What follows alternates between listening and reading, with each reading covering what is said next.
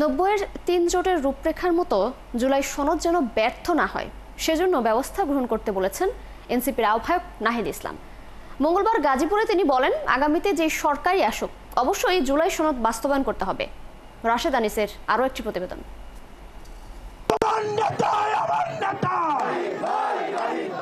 জুলাই পদযাত্রার ২৯তম দিনে গাজীপুরে এনসিপির কেন্দ্রীয় নেতারা, স্থানীয় নেতাকর্মী, সমর্থক ও উৎসুক জনতার পদচারণায় ভরে ওঠে জয়দেবপুরের রাজবাড়ী মাঠ প্রাঙ্গণ।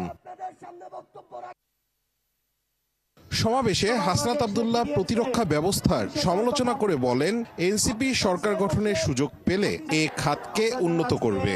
বাংলাদেশের এখনো পর্যন্ত যথাযথ কোনো প্রতিরক্ষা ব্যবস্থা নাই। হাসিনা আর্মিকে একটা রাজমিস্ত্রিতে পরিণত করেছে, কনস্ট্রাকশন কোম্পানিতে পরিণত করেছে। আমাদের আর্মিকে যুগোপযোগী এবং আধুনিক করতে হবে। এখানে জুলাই সনদ নিয়েও জনতার সামনে বক্তব্য দেন নেতারা।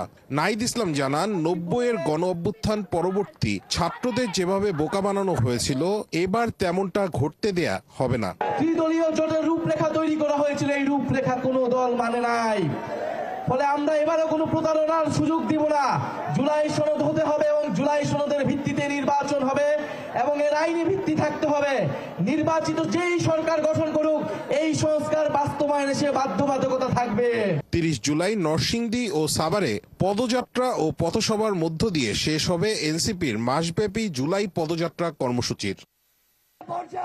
সামনে বক্তব্য রাখবে রাশেদ আনিস, ৭১, গাজীপুর।